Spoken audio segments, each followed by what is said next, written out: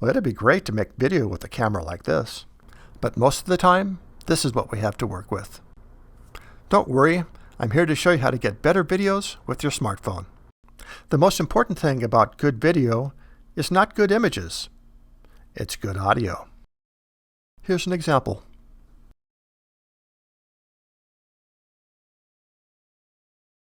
I was searching for something. I couldn't say what it was, but suffice to say, I would know when I saw it.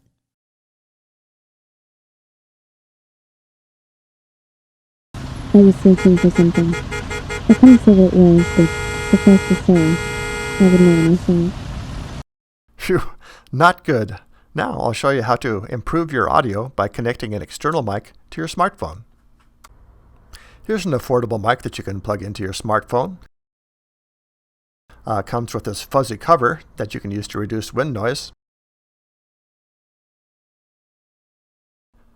You'll need an appropriate audio cable, and if your phone's going to be pretty far away, you'll need an extension cable as well. And if you're using an iPhone, you'll also need this lightning to analog adapter. Another good choice is a wireless mic pack, like this one. Also, be sure to wear headphones or earbuds like these to monitor your audio while recording. Okay, let's try it out. This is audio recorded on the internal mic of my iPhone. It's about 5 feet away. This is the same setup, but now I've mounted an external mic on my phone. Sounds a little bit better, but I think we can do better yet. This is the same microphone, but mounted much closer to me, and I think it sounds a lot better. And that's really the key. It's not necessary to spend a lot of money on a microphone, but it is important to position the mic as close to the subject as you can. Here's how I did it.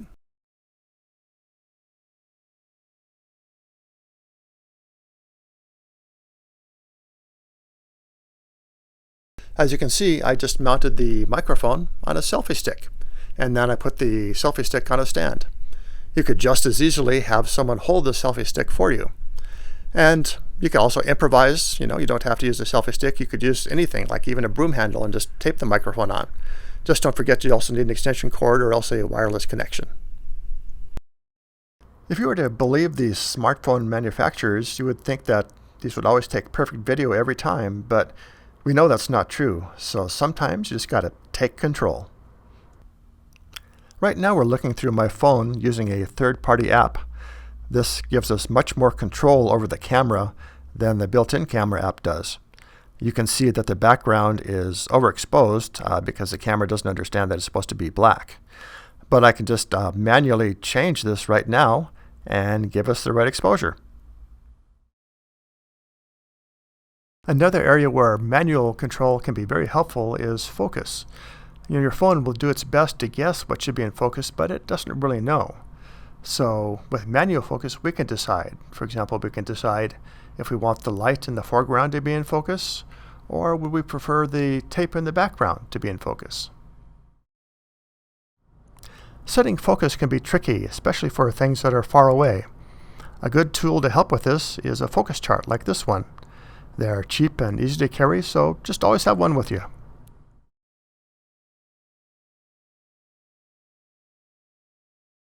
Selfie sticks can be a lot of fun, but they're too shaky for presentations or instructional media. Instead, why not use a tripod? This is the one that came with my mic. This is what it looks like when everything's assembled. Mic and camera and tripod. If you happen to have a sturdier tripod sitting around, you can also use that. Much better. Now we come to my favorite subject, lighting. Once again, we may not have professional lights, but there are simple fixtures that are affordable and can work quite well. But whatever you do, don't use fluorescent ceiling lights. They are the worst. This is a clip light. You can find it in most hardware stores. It's very handy because you can basically clamp it wherever you need it. And it puts out quite a bit of light.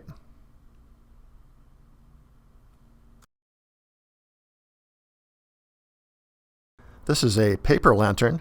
You can find them in party supply stores or craft stores. sometimes referred to as a Japanese lantern or a China ball, has a beautiful soft light that I love.